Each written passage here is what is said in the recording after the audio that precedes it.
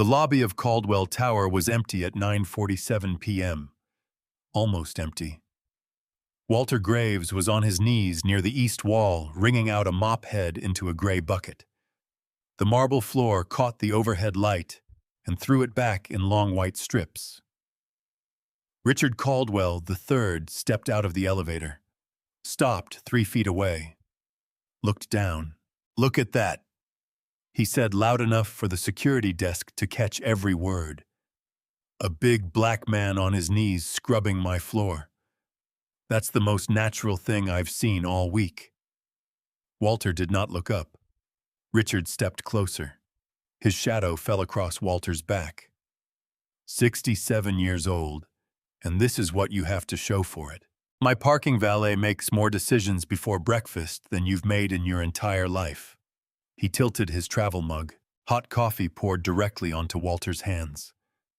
Walter pulled back. Skin flushed red instantly. He didn't scream. He just held his burned hands in front of him and looked at them. Richard set the empty mug on the security desk, brushed his palm against his slacks. "You're nobody. You'll die nobody. Now clean it up. It's literally the only thing you're here for." The elevator doors closed behind him. The lobby went dead silent. What Richard Caldwell didn't know, that man on his knees had argued cases before federal judges, had made men far more powerful than Richard come apart under oath. In exactly 10 minutes, federal agents would walk through those doors. Stay with this story. You'll want to see every second of what happens next. Drop your location and local time in the comments. And if you're not subscribed yet, do it now. This is just getting started. Walter Graves had a system. Every night before his shift began, he would open his locker in the basement of Caldwell Tower, hang his jacket on the hook inside the door, and take exactly 30 seconds to look at the photograph taped to the inside panel. May. His wife of 31 years. She was standing in front of a row of industrial mops in a gray uniform, not unlike the one Walter wore now, smiling the way she always smiled, not for the camera, not for anyone watching, just because something inside her found the world worth smiling at, even when the world gave her very little reason to. May had cleaned office buildings in Memphis for 23 years. She cleaned them while Walter was in law school. She cleaned them while he was building his career. She cleaned them without complaint, without bitterness, without ever once asking him to acknowledge how heavy that work was on a body over time. He had not acknowledged it enough. He knew that now. She passed from pancreatic cancer 14 months after Walter retired from law. 7 weeks from diagnosis to burial. He spent those 7 weeks holding her hand in a hospital room on the 4th floor of Emory University Hospital, watching her get smaller, and thinking about all the floors she had mopped that he had never once gotten down on his knees to understand. So when the grief got too large to carry standing up, Walter Graves did the only thing that made sense to him. He applied for a night shift custodial position at Caldwell Tower. His daughter Patrice thought he had lost his mind. "Daddy, you were a civil rights attorney for 22 years. You argued before the 11th Circuit. You cannot mop floors for a living." "I'm not doing it for a living," he told her. "I'm doing it for May." Patrice went quiet the way she always went quiet when he said something she couldn't argue with but wasn't ready to accept. She was 38 years old and worked as a federal prosecutor in the DOJ Civil Rights Division in Atlanta, and she had her father's mind, precise, patient, and capable of holding an enormous amount of information without letting any of it show on her face. She called him every Thursday at 8 p.m. without exception.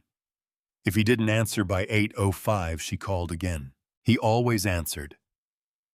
Walter had been working at Caldwell Tower for 4 months when this story begins. 4 months of night shifts, 6 days a week, starting at 7 p.m. and ending at 3 a.m. He had learned the building the way you learn anything you pay close attention to, floor by floor, corner by corner, the way the HVAC hummed differently on the upper floors, The way the executive hallway carpet on the 40th floor absorbed sound so completely you could hear your own heartbeat. He had also learned the people. Bernice Washington was 61 years old, built solid with a face that had seen enough to fill several lifetimes, and a laugh that could cut through any silence. She had been on the cleaning crew at Caldwell Tower for 8 years and knew every inch of the building, every written rule, and every unwritten one. She was the first person who had been genuinely kind to Walter on his first night, handing him a spare pair of rubber-soled shoes from her locker without being asked, because she had noticed his were wrong for the marble floors. "You'll slide on the east lobby tile in those," she had said simply. "Trust me." He had trusted her ever since. There was also Tommy Vega, 29 Latino, 3 years on the overnight security desk, quick to smile and slower to act, the kind of young man who was fundamentally decent, but had not yet been tested in any way that required him to choose between his decency and his comfort. Walter had noticed him watching the floor crew with something between curiosity and guilt, as if he understood more about the dynamics of the building than his job description required him to acknowledge. And then there was Caldwell Tower itself, 42 floors of glass and steel rising out of downtown Atlanta's Peachtree Corridor. The building had been commissioned by Richard Caldwell, the first in 1987, and completed by Richard Caldwell, the second in 1991. The current Richard III had inherited both the building and the company at 34 when his father suffered a stroke at a golf course in Hilton Head. That was 9 years ago. In those 9 years, Richard III had grown Caldwell Development Group from a regional commercial real estate firm into a $280 million enterprise with projects across 6 southeastern states. His name was literally carved into the lobby. White letters 8 inches tall pressed into the gray granite above the reception desk. Caldwell. Walter looked at those letters every night when he mopped the lobby.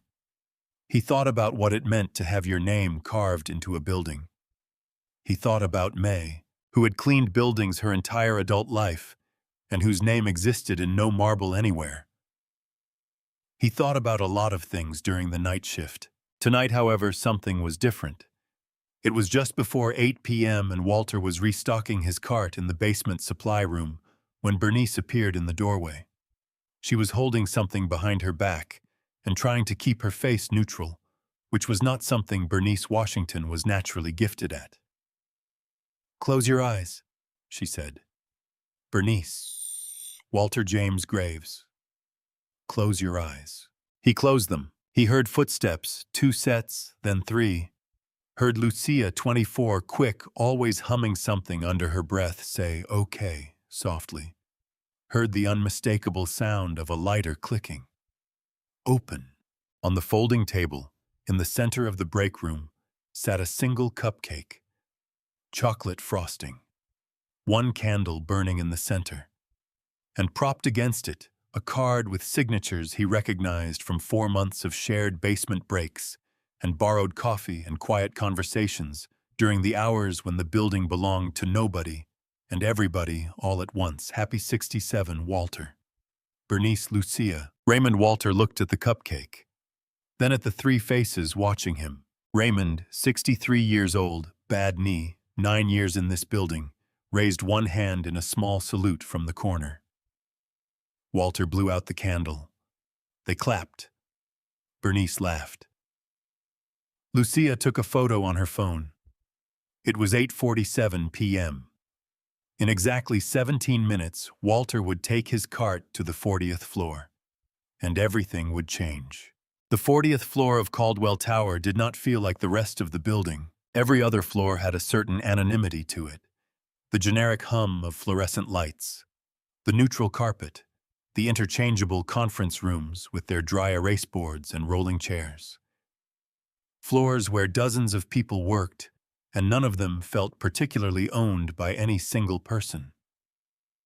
The 40th floor felt owned. The carpet was charcoal gray and thick enough to muffle every footstep completely. The walls were lined with framed photographs, each one lit from above like artwork in a museum. In every photograph, Richard Caldwell III was shaking someone's hand, a mayor, a senator, a governor, a developer. In every photograph, he was smiling, the same smile Wide practiced, the smile of a man who had learned early that people gave more to those who appeared to want nothing. His office occupied the entire northeast corner, floor-to-ceiling windows on 2 walls, a desk the size of a dining table, dark walnut cleared of everything except a leather portfolio, a crystal tumbler and a telephone that never rang, because anyone who needed to reach Richard Caldwell used his cell. Tonight, at 8:30 p.m., Richard sat behind that desk with the tumbler in his hand. 2 fingers of bourbon, no ice, and stared at the Atlanta skyline like a man reviewing something he owned. In a sense, he did. His phone was face up on the desk, and every few minutes it buzzed with a message from Dex Holloway, his CFO. The messages had been coming since 6 p.m., and their tone had been getting incrementally more careful, in the way that people get careful when they are trying to deliver news they know the recipient does not want to hear. The news was this: the Federal Review Board overseeing the HUD development contract, a $340 million project that would be the largest in Caldwell Development's history, had requested supplemental documentation. Workplace culture records, HR compliance reports from the past 5 years, equal opportunity employment data. Richard had read the first message from Dex at 6:12 p.m. and typed back 2 words, "Handle it." The second message at 7:45 p.m. was longer. Dex had explained carefully that handling it was complicated by certain, and here he had used the word irregularities in the HR records from the past 2 years. Richard had not responded to that one. He knew what the irregularities were. He had known about them when they were filed, and he had known about them when they were buried. 3 formal complaints from employees on the maintenance and custodial staff. 3 employees, all black. 3 complaints that had been routed to Owen Marsh, the building operations manager, and had subsequently been marked as reviewed and resolved without any disciplinary action, any investigation, or any record of a response to the complainants. Richard had not told Owen to bury them. He had simply never asked what happened to them. There was a distinction there in Richard's mind that he found important. Owen Marsh had worked for Richard for 7 years. He was 52 gray at the temples with the permanent expression of a man bracing for impact. His primary skill was anticipation, understanding what Richard wanted before Richard said it, and making sure it was done before Richard noticed it hadn't been. In 7 years, he had learned that Richard Caldwell did not give explicit instructions for things he considered beneath explicit instruction. He simply expected certain outcomes and responded badly to their absence. The 3 complaints had been an outcome Richard would have responded badly to. So Owen had handled them. There had been other things Owen had handled over the years. 6 months ago, a custodian named Carl, 58 years old, 15 years with the building, a man whose wife had multiple sclerosis and who had not taken a sick day in 4 years, had been pushing his cleaning cart down the executive corridor when the cart had glanced off the sleeve of Richard's jacket. Richard had stopped walking, had looked at Carl the way he looked at things that had disappointed him, had said to Owen, who was 3 steps behind, "I want him gone by morning." Carl was gone by morning. His wife's health insurance went with him. Owen had lost 2 nights of sleep over that one. He had not said anything. That was the thing about working for Richard Caldwell. The silence became its own kind of architecture. You built your professional life inside it, and after enough years, you stopped noticing the walls. At 8:55 p.m., Richard's cell buzzed one more time. He picked it up. Dex again. Richard, the review board, is asking specifically about the complaint filed by Evelyn Moore in March of last year. They have a reference number. I need to know how you want to proceed. Richard set the phone face down on the desk. Evelyn Moore was 60 years old. She had worked building maintenance at Caldwell Tower for 6 years. She had filed her complaint after Richard, passing her in the hallway outside the executive bathroom, had stopped and told her in front of 2 junior associates that she needed to redo the bathroom because, and these were his precise words, "it still smells like the help." She had redone it. Then she had filed a complaint. Then, 11 days later, she had been terminated. Performance issues, the record said. Owen had written it up himself. Richard stood up from his desk, picked up his bourbon, and walked to the window. Below him, Atlanta spread out in all directions, its lights multiplying in the dark. A city that had in many ways been shaped by the decisions of men like his grandfather and his father, and now himself. He pressed 2 fingers lightly against the cold glass. He was not a man who felt guilt. He had examined himself for it periodically over the years, the way you check a coat pocket for something you suspect was never there to begin with. He had never found it. What he felt tonight was something closer to irritation. The sense that a system he had carefully constructed was being interfered with by people who did not understand how things worked. He finished his bourbon, picked up his travel mug from the credenza by the door. Still hot from the cafe across the street, brought up by his assistant at 7 p.m. He opened his office door and stepped into the hallway, and stopped. A cleaning cart sat 20 feet away near the elevator bank. Behind it, a man in a gray uniform was mopping the far end of the hall. Richard checked his watch. 9:04 p.m. The floor was supposed to be clear by 9 p.m. His jaw tightened. Walter heard the door open. He did not turn around immediately. He finished the stroke. He was on a long, even pull of the mop across the charcoal tile near the elevator bank, and then he straightened and turned because that was the kind of man he was. He finished what he started before he dealt with what interrupted him. Richard Caldwell was standing in the hallway outside his office door, travel mug in hand, looking at Walter the way you look at something that has appeared in a place it has no business being. "What are you still doing on my floor?" His voice was not raised. It was the kind of voice that didn't need to be raised, because every person who had spent more than 30 seconds in this building understood that the absence of volume did not mean the absence of consequence. Walter held the mop handle loosely at his side. "Elevator's been out on the service side since 7, sir," he said. "Maintenance is working on it. I'm just finishing the east hallway. I'll be done in a few minutes and out of your way." He kept his voice even, respectful. Not submissive, there was a difference, and Walter had spent a career understanding it.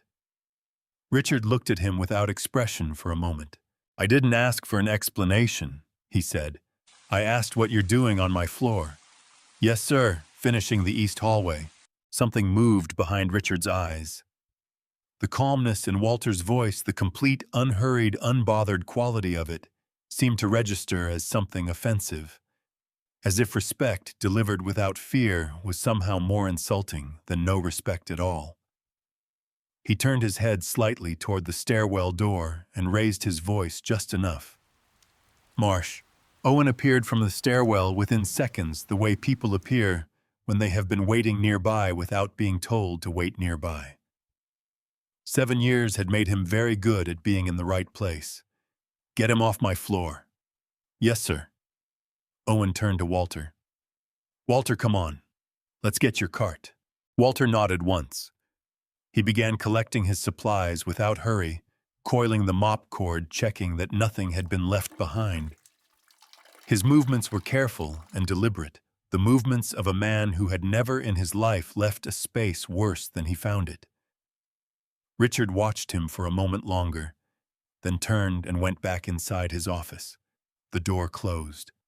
Owen exhaled through his nose. He glanced at Walter and then looked away toward the elevator. "Sorry about that," he said quietly enough that it could have been addressed to the wall. "Nothing to be sorry about," Walter said. "You were doing your job."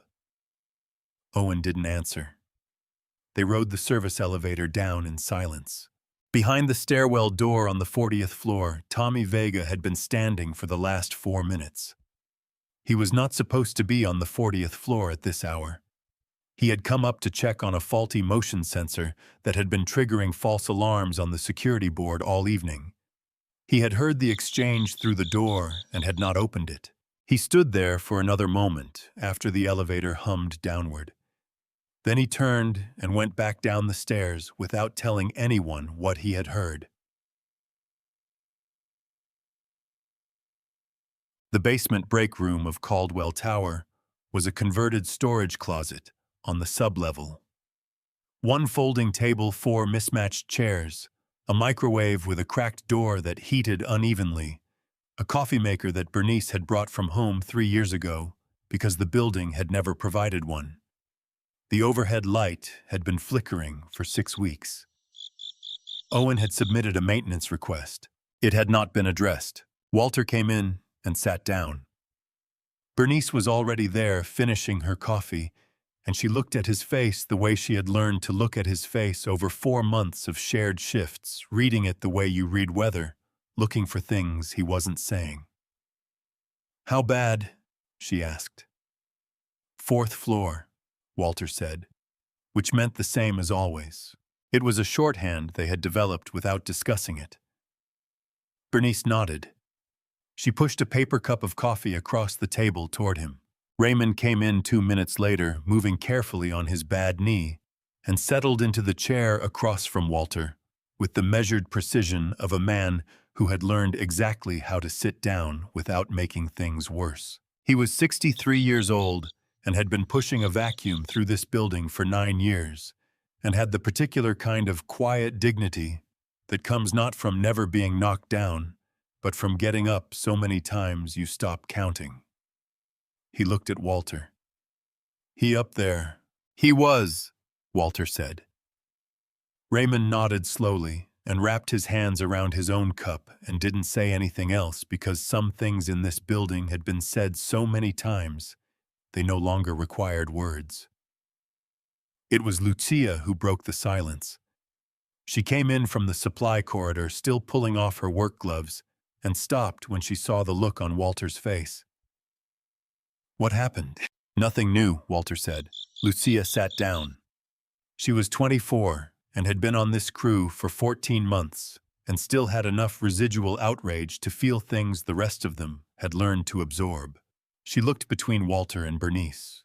"Last week," she said, her voice dropping. "You know what he did, Eddie? The guy who covered Thursdays before Marcus took over his cart was parked in the loading bay, blocking Caldwell's spot for maybe 3 minutes. Maybe 3 minutes." She held up 3 fingers. "Next morning, Eddie got the call. Gone. 15 years in this building, Walter. 15. The microwave hummed. The light flickered. Walter opened his locker and looked at May's photograph for a moment. Her steady eyes. Her quiet smile. He closed the locker. He reached into the front pocket of his uniform and took out a small spiral notebook, the kind you find in drugstores, 60 pages, $1.49. He opened it to a page dense with careful handwriting. Dates, names, incidents. He uncapped his pen. October 14th. 9:04 p.m. Directed to leave floor 40 before task completion. Owen Marsh, present. No elevator access cited as cause of delay. He capped the pen, closed the notebook, put it back in his pocket. Bernice was watching him.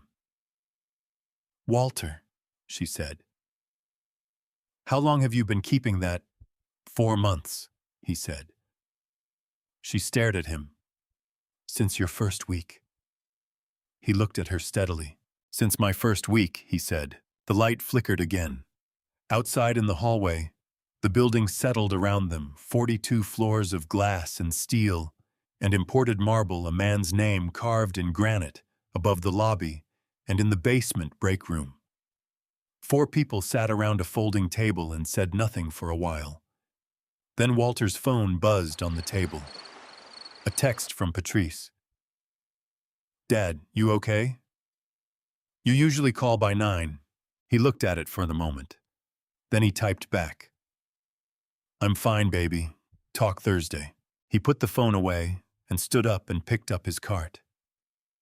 There were still 6 floors left to finish. He went back to work. 3 nights later, Richard Caldwell was losing control of something, and he knew it. The HUD Review Board had sent a second request. This one was not routed through Dex Holloway. It came directly to Richard's office on federal letterhead, bearing a case reference number and a response deadline of 14 days. It requested the full personnel files of 3 former employees' complete HR complaint logs from the past 5 years, and a written statement from executive leadership regarding workplace culture and equal opportunity compliance. Richard had read it twice, set it face down on his desk, and called Owen Marsh into his office. The conversation lasted 11 minutes. Owen left the office with the particular walk of a man who has been told to make something disappear and is not certain it can be disappeared. He went directly to his own office, closed the door, and sat at his desk for a long time without touching his keyboard. He knew about the 3 complaints.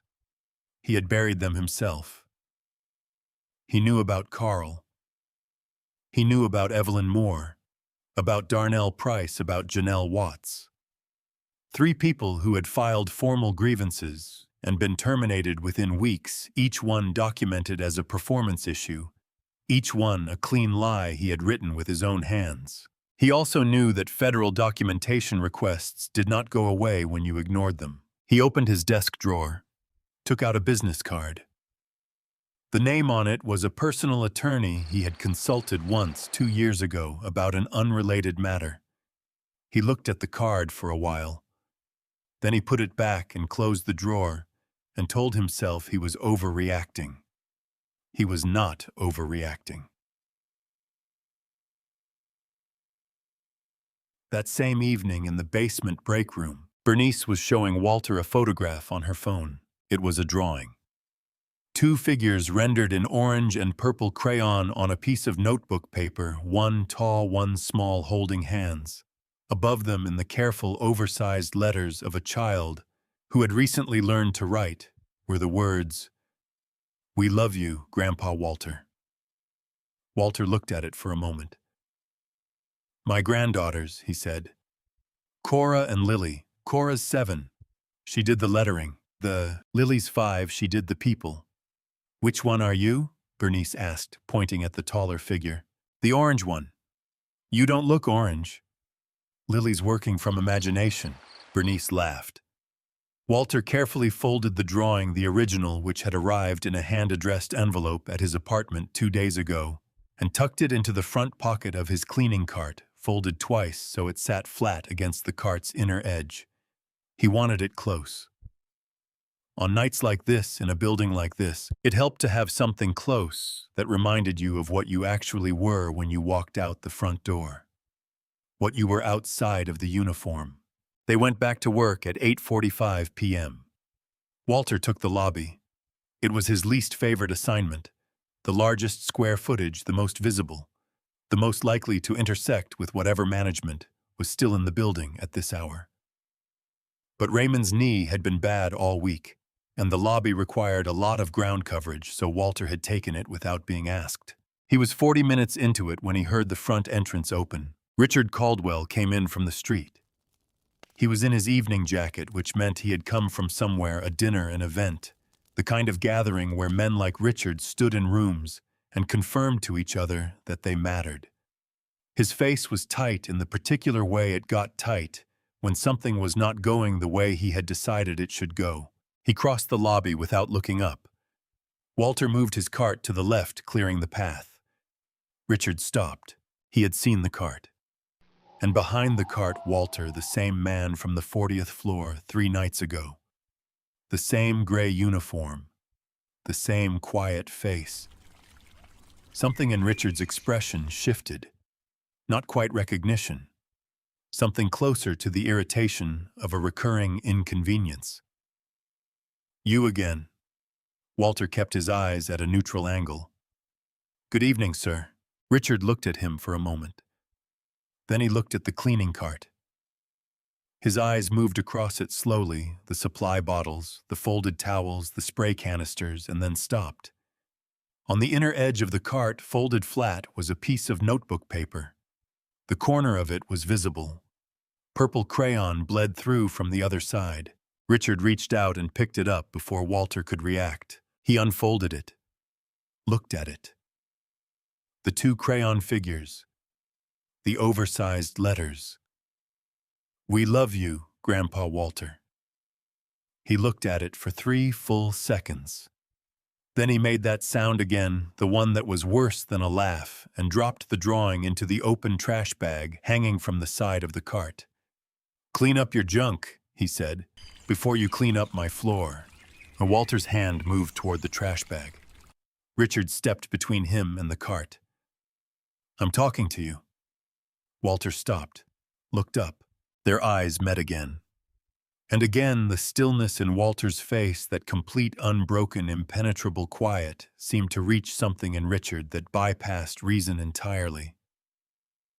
"You people," Richard said, and the words came out slow and deliberate, each one placed with care. "Get one job, one simple job, and somehow you still manage to make it everyone else's problem." He looked down at the travel mug in his hand. Dark roast, still hot. He tilted it slowly, watching Walter's face as he did. The coffee hit Walter's hands, both of them this time. The skin went red in under 5 seconds. Walter pulled back, held his hands out, did not make a sound. "You're nobody," Richard said. "Quiet, absolute. The way you state a fact you have never once doubted. You'll die nobody. Now clean it up.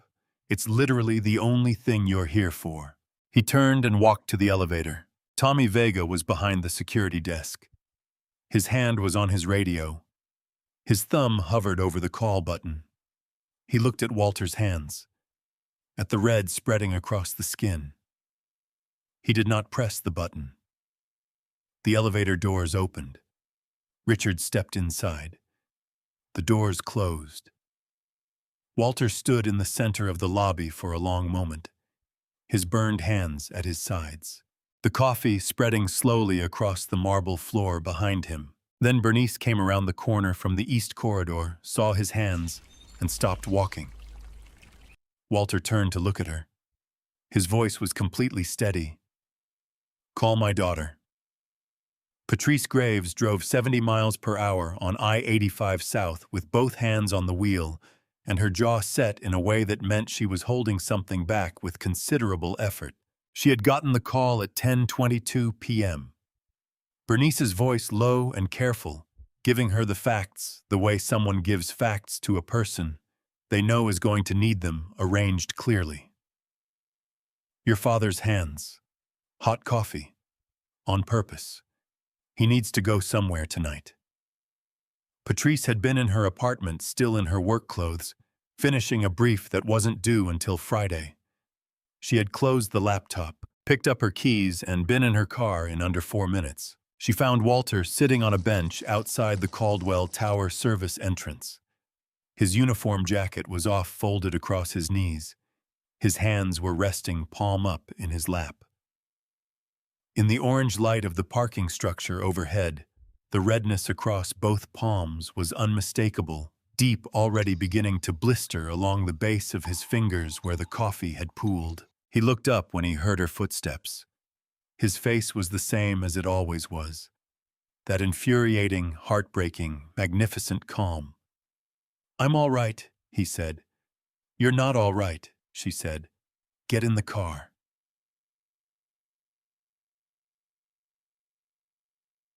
The urgent care clinic on Piedmont Road was quiet at 11:30 p.m.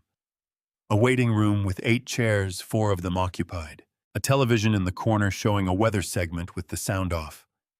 They sat for 40 minutes. Walter sat with his hands resting on his thighs, palms up, not fidgeting, not checking his phone. Patrice sat beside him with her ankles crossed and her hands folded in her lap, and watched him the way she had been watching him her whole life, trying to understand the mechanism of it, the internal architecture that allowed this man to absorb things that would have broken other people and simply continue. A young nurse came through the waiting room door, clipboard in hand, and stopped when she reached them. She was in her mid-20s with careful eyes that moved from Patrice to Walter and then down to Walter's hands. "Sir, what brings you in tonight?" She looked at the uniform, the name tag, the gray fabric stained faintly at the cuffs. Did you spill something on yourself by accident?" Walter looked up at her. He considered the question for a moment. Not because he didn't know the answer, but because he was at his core a man who chose his words with the same precision he had once chosen them in courtrooms, and he understood that some answers deserved to be delivered exactly right. "No, sweetheart," he said gently. "Someone spilled it on me on purpose."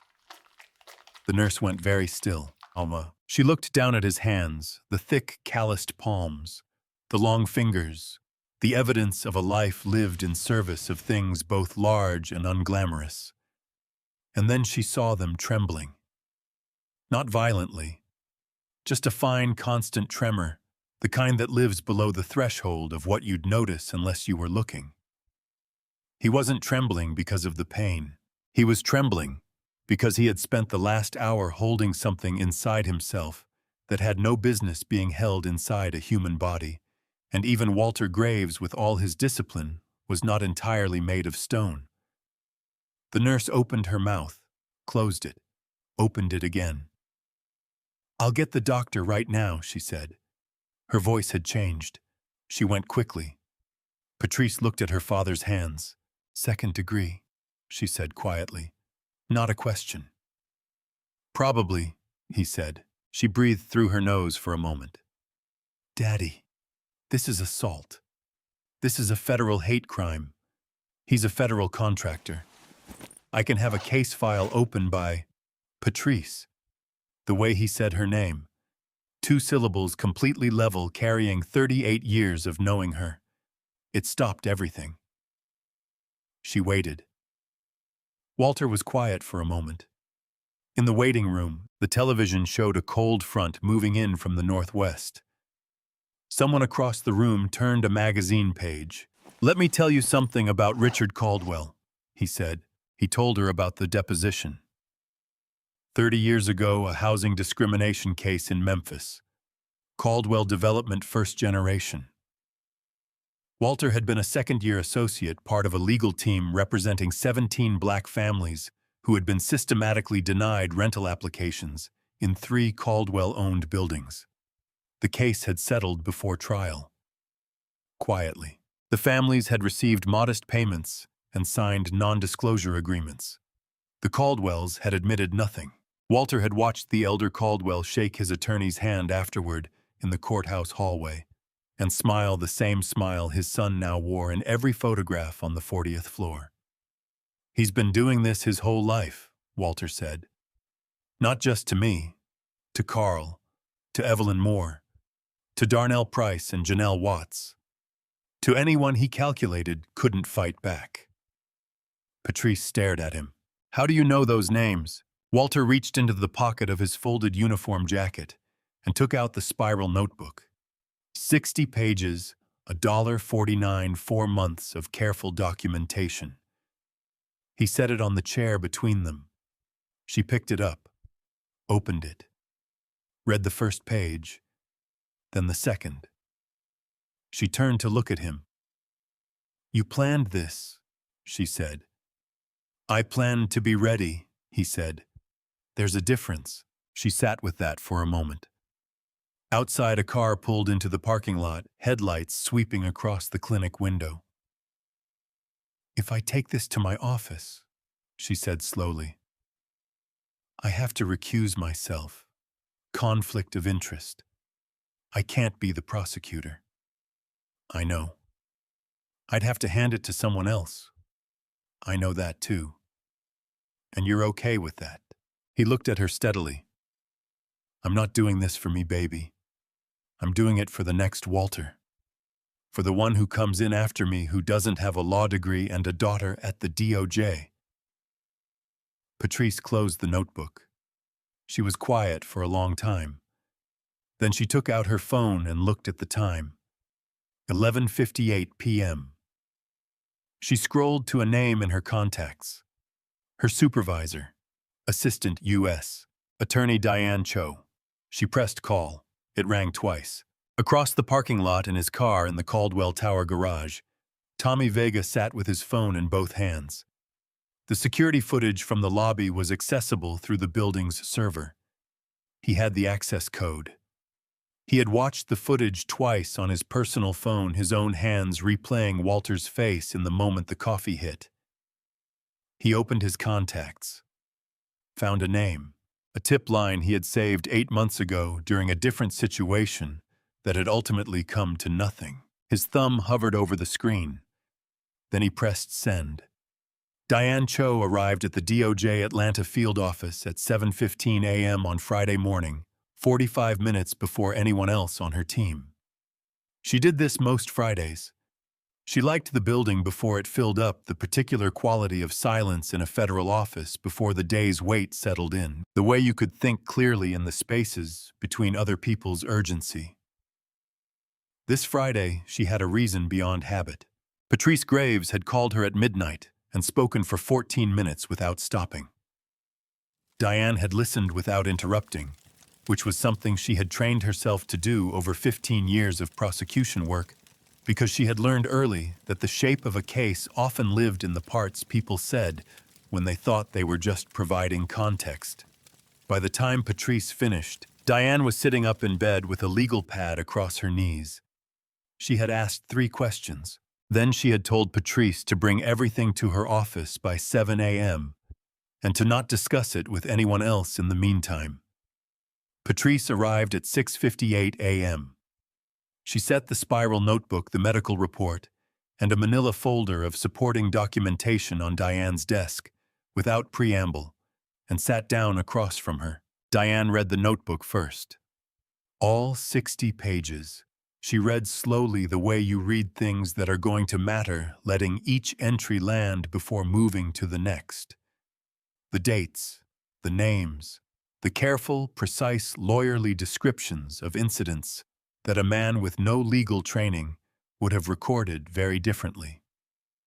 She looked up twice while reading, once at page 11, once at page 34, and both times she looked at Patrice for a moment before returning to the page. When she finished, she set the notebook down and opened the medical report. 2nd-degree burns, both palms, documented at 12:17 a.m. Photographs attached, 4 of them clinical, unambiguous. The cause listed as contact with hot liquid workplace incident. The attending physician's signature was clear. Then she opened the manila folder. Inside was a printout of Caldwell Development Group's current federal contractor status, a summary of the $340 million HUD development contract pending review, and a 1-page memo Patrice had drafted summarizing the connection between the assault and the federal contractor classification. Diane read the memo. Set it down. He's a Title 18 subject the moment he assaulted a person on federal contractor premises during a compliance review window, she said. That's my read, Patrice said. You can't be anywhere near this. I know. Your name doesn't appear on any filing. You're a witness's family member. I know, Diane. Diane looked at her for a moment. Then she picked up her phone and called her investigator. At 7:14 a.m., the DOJ tip line received an anonymous video file. 38 seconds. Lobby security footage, timestamp, visible audio intact. Diane's investigator flagged it to her at 7:31 a.m. She watched it once at her desk alone with her office door closed. She did not watch it a second time. She picked up her phone and called the FBI Atlanta field office. The footage reached Special Agent Renee Carver at 8:02 a.m. Carver was 14 years in federal civil rights work, with the particular economy of movement and expression that comes from spending a career in rooms where people are deciding how honest to be. She watched the footage at her desk, noted the timestamp, noted the audio, noted the federal contractor connection that Diane Cho had already flagged in her accompanying memo. Then she pulled Caldwell Development Group's full federal compliance file. What she found there confirmed what the notebook had outlined, and the footage had demonstrated. 3 buried HR complaints. 3 terminations following those complaints. A pattern of conduct that, against the backdrop of a pending $340 million federal contract and a compliance review specifically requesting workplace culture documentation, constituted not just assault, but obstruction. Carver drafted the arrest warrant application at 9:15 a.m. A federal judge signed it at 11:47 p.m. that same evening. Owen Marsh was called in for an interview at 3:30 p.m. Friday afternoon. He arrived at the DOJ field office in a gray suit that was slightly too large for him, and sat down across from Diane Cho and a federal investigator with the posture of a man who had been dreading this room for 7 years. Diane set a single sheet of paper on the table between them. "Mr. Marsh," she said, "you have approximately 24 hours to decide which side of this you're on. After that, the decision gets made for you." Owen looked at the paper. It was a summary of the 3 complaint filings and their subsequent disposition. His signature appeared on each resolution memo. He looked up. "I need to make a call," he said. "You have that right," Diane said. She and the investigator left the room. Owen sat alone for 4 minutes. Then he made the call. Not to a personal attorney, to his wife. He spoke for 90 seconds, his voice very low. When he hung up, he sat with his hands flat on the table and looked at nothing for a while. When Diane came back, he said, "I'll tell you everything." Meanwhile, across the city, Richard Caldwell was at a charity gala at the Grand Hyatt on Peachtree Center Avenue. He was in his best suit, charcoal bespoke the one he wore to things where photographs would be taken. He was standing near the bar with a glass of champagne and the chairman of a regional development board discussing the HUD project with the easy confidence of a man who had decided the compliance inquiry was a procedural nuisance that Dex and Owen would resolve by Monday. A photographer from the Atlanta Business Chronicle approached. "Mr. Caldwell, can I get a photo?" Richard smiled. The practiced one. Wide, warm, borrowed from a campaign poster.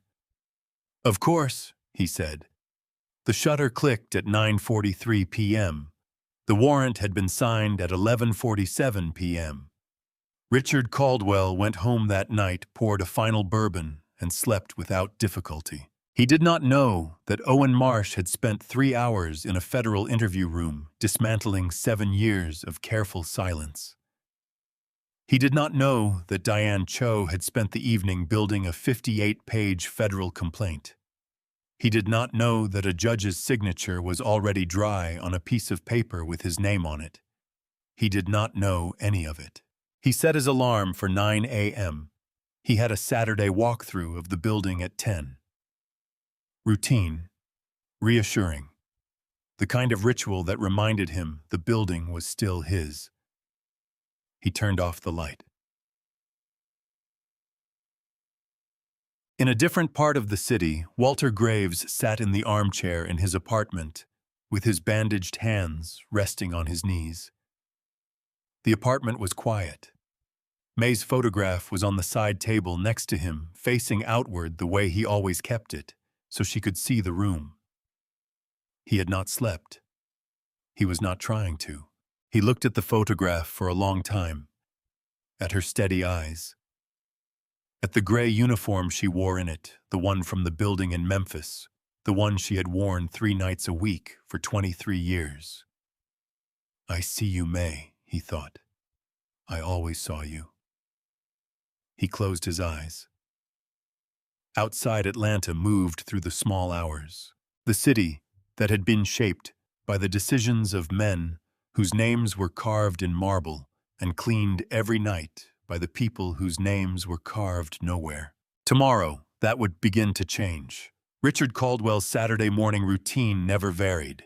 He woke at 9, made coffee with the Breville machine on his kitchen counter, the one that cost us $1,400, and which he had purchased because someone at a dinner party had mentioned it was what serious people used, and stood at his kitchen window for exactly 12 minutes, looking at the Buckhead skyline while it brewed. He showered, dressed without hurrying, and drove himself to Caldwell Tower in the silver Mercedes he kept for weekdays. Saturdays felt different in the building. Quieter. More his. The skeleton crew, the empty executive floors, the lobby stripped of the weekday performance of assistants and associates moving with purpose. On Saturdays, the building was simply a building, and it was his, and that clarity pleased him in a way he found difficult to articulate, but never stopped seeking. He parked in his reserved bay in the underground garage at 10:02 a.m. He was carrying the black Caldwell Tower travel mug, the same style, the same logo. Dark roast from the same cafe picked up on the way in, still hot. He carried it the way he always carried it, loosely, without thinking about it, the way you carry things that have become extensions of your hand. He did not think about the last time he had carried it into this lobby. It had not crossed his mind once since Tuesday evening. The lobby doors opened automatically as he approached. The morning light came in long and flat, through the east-facing glass panels laying bright rectangles across the marble floor. Caldwell. 8 white letters above the reception desk, same as always. The building was quiet. A security guard Walter had never seen before was at the desk, a weekend replacement young, looking at his phone. Richard walked through the lobby toward the elevator bank. He did not look at the floor. He did not think about what had happened on this floor 4 days ago. He pressed the elevator call button. The doors did not open. Instead, he heard a second set of doors, the main entrance behind him, opening again. He turned, expecting no one. 4 people walked in. 2 were in dark suits, the kind that federal employees wear when they want to look like they are not federal employees and do not succeed. 2 were in jackets with 3 gold letters across the back that caught the lobby's morning light with an unmistakable clarity. FBI. Richard Caldwell stared at them. His first thought, the reflex of a man whose life had been one long accumulation of the assumption that institutional power existed to serve people like him, was that this was about the HUD compliance review, that they had come to discuss documentation, that this was the kind of misunderstanding that got resolved in conference rooms with attorneys present. He actually smiled. "Gentlemen," he said, the campaign smile, "I think I know what this is about. If you want to come up to my office, we can—" Richard Caldwell III. The agent who spoke was a woman. 44, economical in her movements with the particular quality of stillness that belongs to people who have done this enough times that they no longer feel the need to perform it. "My name is Special Agent Renee Carver. You are under arrest for assault civil rights violation under Title 18 United States Code, Section 245, and obstruction of a federal contracting compliance review." Richard's smile did not disappear. It simply stopped working. The muscles were still holding the shape, but whatever animated it had switched off completely. This is—" Agent Carver moved to his right side. Her partner moved to his left. "Sir, please set down the mug and place your hands behind your back." Richard looked down at the travel mug in his hand. The black mug, the Caldwell Tower logo. He set it on the reception desk. The handcuffs clicked into place at 10:09 a.m.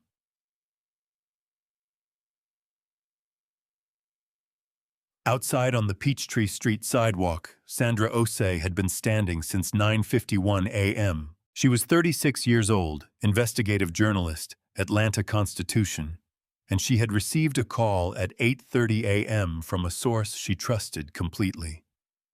The call had lasted 4 minutes. She had arrived with a photographer named Gil, who was leaning against the building's exterior planter with his camera already uncapped. She had told him, "When the doors open, shoot everything." The doors opened at 10:09 a.m. Gil shot everything. The photograph, Richard Caldwell III in handcuffs in the lobby of the building, bearing his name, the Caldwell Tower travel mug sitting on the reception desk.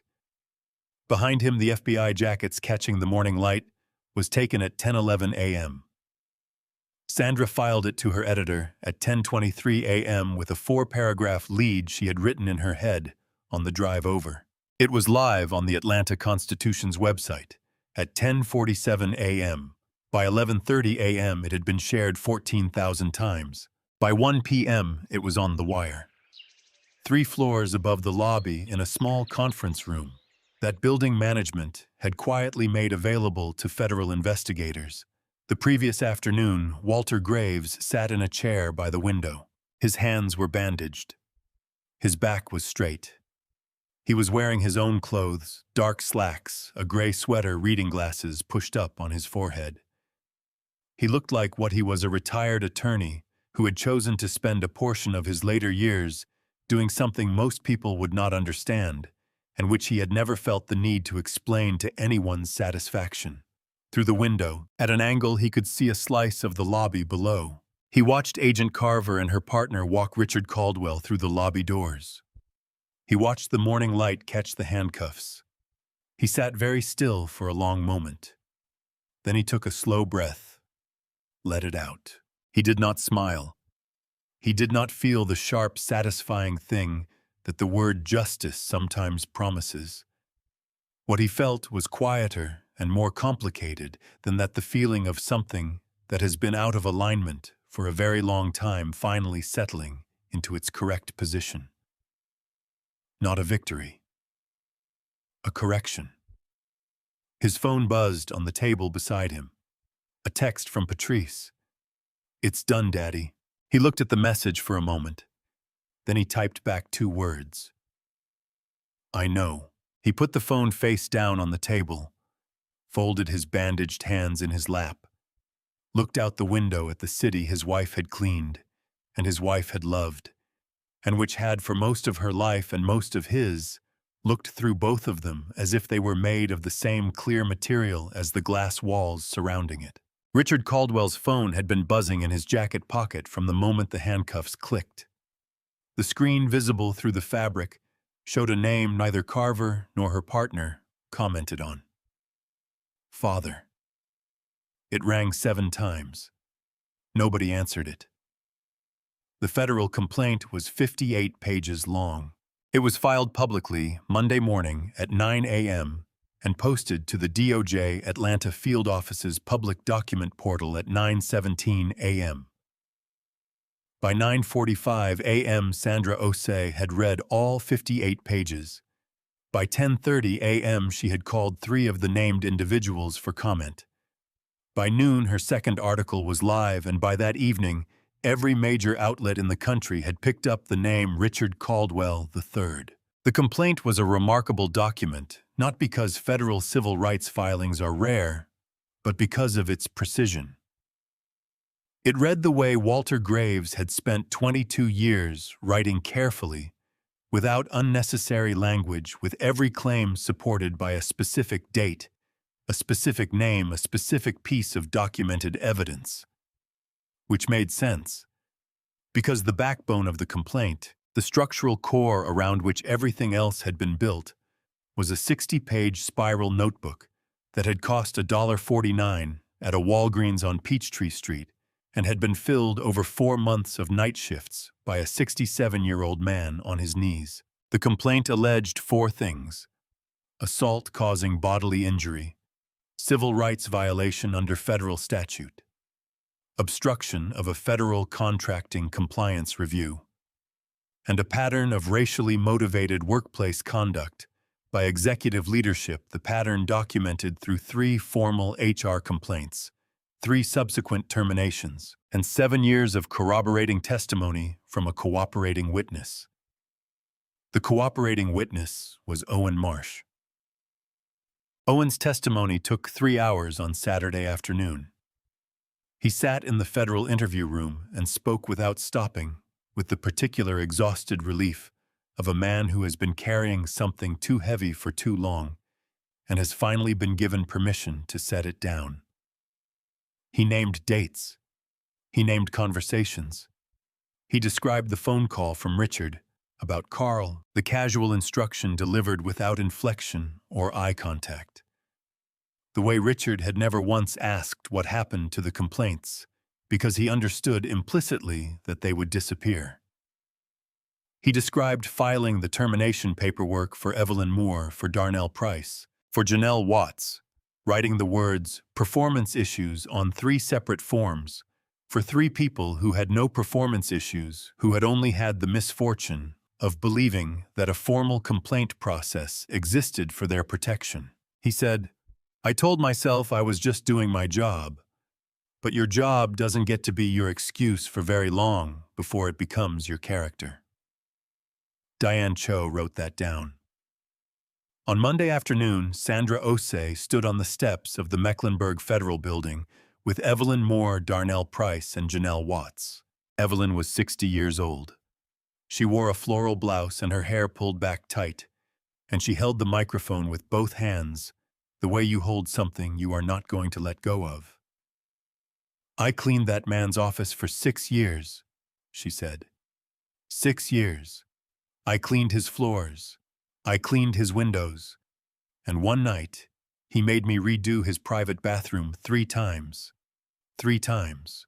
Because, and I am going to say his exact words into this microphone, he said, "It still smells like the help." She paused, looked directly into the cameras. 2 weeks later, I was terminated. They said performance issues. But you and I both know what the performance issue was. The performance issue was that I refused to pretend that what he said to me was acceptable.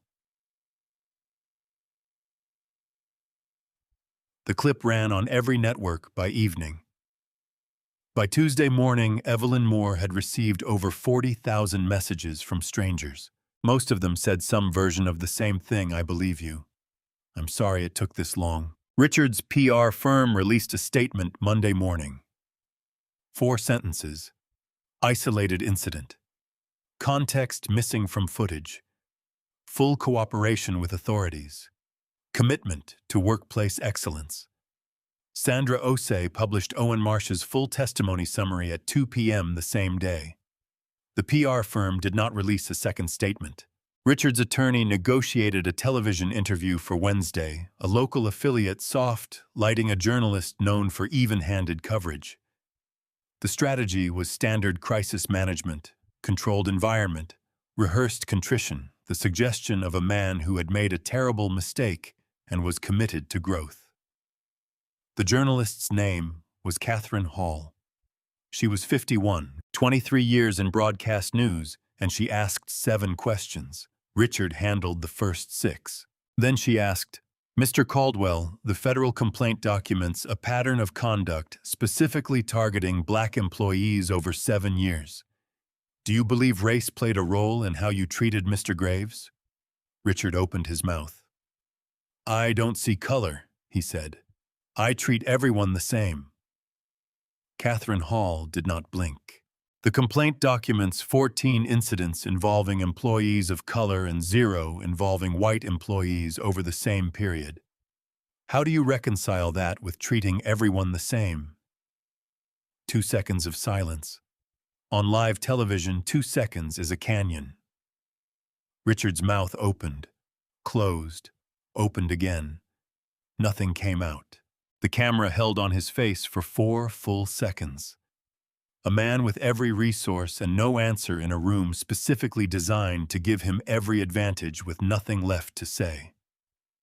The clip ran 22 million views in 48 hours. Walter Graves gave his statement on Tuesday morning, not in a courtroom, not through an attorney, on the steps of the Richard B. Russell Federal Building in downtown Atlanta. in his dark slacks and gray sweater, his bandaged hands visible at his sides, his reading glasses in his breast pocket. There were 43 journalists present, 16 cameras. He spoke for 4 minutes without notes. "My name is Walter Graves.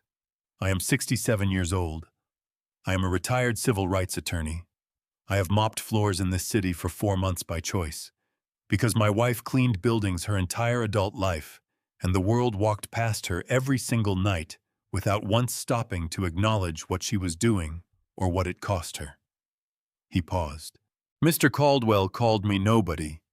He said it the way people say things they have believed for so long the words have stopped feeling like a choice. But I want to tell you something about nobody." His voice did not waver. "Every building in this city, every tower, every lobby, every $42,000 marble floor stands because somebody cleaned it. Somebody maintained it. Somebody showed up at 7 in the evening and worked until 3 in the morning and went home and came back and did it again. Those people are not nobody. They have never been nobody. The only thing that was ever nobody was the idea that they were." 43 journalists.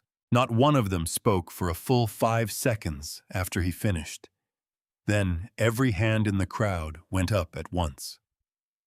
Richard Caldwell III entered a guilty plea on a Thursday morning, 6 weeks after his arrest. He stood in courtroom 4 of the Richard B. Russell Federal Building, the same building on whose steps Walter Graves had spoken 11 days earlier, in a dark suit that no longer seemed to fit him correctly, flanked by 2 attorneys whose combined hourly rate exceeded what Evelyn Moore had earned in a month. The charge is assault causing bodily injury under federal jurisdiction. Civil rights violation under 18 U.S.C. Section 245. Obstruction of a federal compliance review. The sentence 18 months of federal supervised probation. $2.1 million in fines and restitution. Permanent disbarment from federal contracting. Mandatory completion of a 2-year workplace civil rights compliance program. He was not sentenced to prison. His attorneys had negotiated skillfully, and the federal guidelines allowed for the outcome. Many people were angry about this. Sandra Osei wrote a column about it that was measured and precise and made its point without raising its voice, which made it more devastating than outrage would have. But the federal courthouse was not where Richard Caldwell lost everything. He lost everything everywhere else. The Caldwell Development Group Board convened an emergency session the morning after the guilty plea. 8 members. The vote to remove Richard as CEO was 7-1. The dissenting vote was from a board member who had known Richard's father and who, by his own later admission to Sandra Osei, had simply not had the courage to make it unanimous. Richard's employment contract contained a morality clause in Section 9, subsection C, a clause his own legal team had inserted years ago at his direction, intended to protect the company from the conduct of lower-level employees. The clause voided his severance package in the event of a guilty plea to a federal charge. His severance was $4.8 million. He received none of it. His name was removed from the lobby within 30 days. The 8 white letters Caldwell were taken down on a Wednesday afternoon by a crew of 3 workers. One of them was Raymond, who had asked specifically to be assigned to that job, and whose supervisor had said yes without hesitation. Raymond pressed his palm flat against the wall where the letters had been, felt the clean, unmarked granite underneath. Then he picked up his tools and went back to work. The building was renamed. After a brief public comment period, the ownership group settled on Peachtree Commons Center.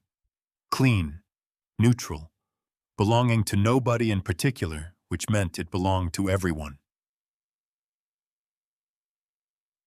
The civil settlement between Caldwell Development and the 3 former employees, Evelyn Moore, Darnell Price, and Janelle Watts, was reached 4 months after the arrest. $3.8 million. All three were offered reinstatement with full back pay. Darnell and Janelle accepted reinstatement. Evelyn did not. She took her portion of the settlement and did something that surprised no one who had heard her speak on those courthouse steps. She started a cleaning company, Moore and Grace Commercial Services, named for herself and her youngest granddaughter. Within 8 months, she had 22 employees and 4 commercial contracts, including a 12-month agreement with a hospital network in the Perimeter District of Atlanta. She kept a framed copy of Sandra Osei's original article on the wall of her small office on Glenwood Avenue. In the photograph, she was standing at the microphone on the federal courthouse steps, both hands gripping it, looking directly into the cameras. Her granddaughter Grace, who was 8 years old, told her class at school that her grandmother ran a company. She was not wrong. Tommy Vega's anonymous tip was formally acknowledged in the federal filing as instrumental to the investigation. His identity was never made public. He kept his position at the building. His supervisor under new management quietly gave him a commendation for security protocol compliance, which was technically accurate, if not entirely complete. Tommy framed it and put it in his locker. He looked at it sometimes before his shift and thought about the 4 minutes he had stood behind a stairwell door and done nothing, and the one moment at 7:14 a.m. when he had finally done something, and what the distance between those two things had cost, and what it had ultimately produced. He became, in the years that followed, a person who did not look away. Owen Marsh was not charged. His cooperation was complete, and his testimony was corroborated on every material point. He was removed from his management position, completed a federal workplace conduct remediation program, and spent the following year doing something he described to his wife as attempting to become a person he could actually respect. He wrote personal apology letters to Evelyn Moore, Darnell Price, Janelle Watts, and Carl, whose last name was Jefferson, and who had spent 14 months unemployed after his termination before finding work at a facilities management company in Marietta. Owen's letter to Carl was 4 pages long. Carl's response was 2 sentences. Owen kept both letters. Bernice Washington was promoted to crew supervisor under Peachtree Commons Center's new building management. One of the first things she did in her new role was submit a facilities improvement request for the basement break room. New microwave, new lighting, a proper table and 4 matching chairs, a coffee machine that the building paid for. She also submitted a second request, a printed sign for the break room wall. It read, "Every person in this building matters." The request was approved the same day.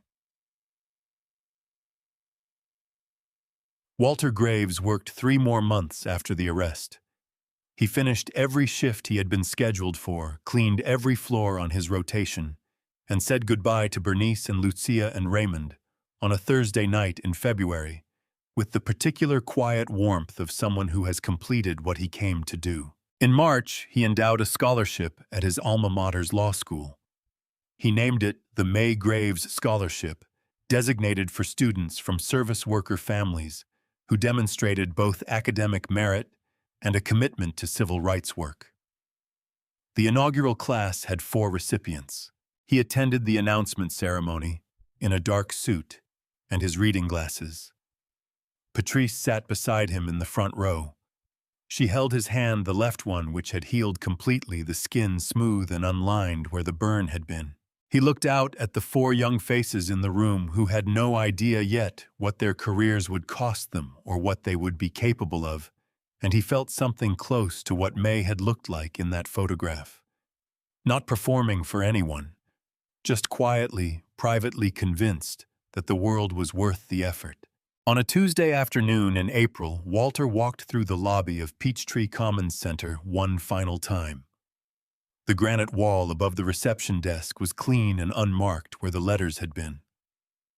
Sunlight came through the east panels and lay in long white strips across the marble floor. A young man in a gray uniform was mopping the far end of the lobby.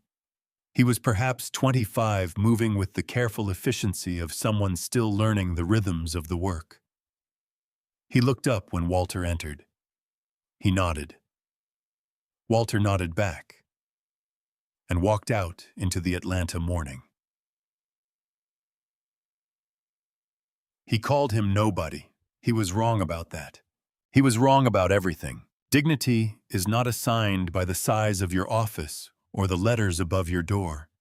It is carried quietly daily without announcement by every person who shows up and does the work the world depends on but rarely stops to see. Walter didn't mop those floors to make a point. He did it to keep a promise. To May. To every person the world walked past without looking. The question he leaves us with is not about Richard Caldwell. It's about us. When no one is watching, when there is no camera and no consequence, who are you to the person holding the mop? Drop your answer in the comments. I read every single one. And if this story found you at the right moment, send it to someone who needs to hear it tonight. That's how these stories stay alive. I'll see you in the next one.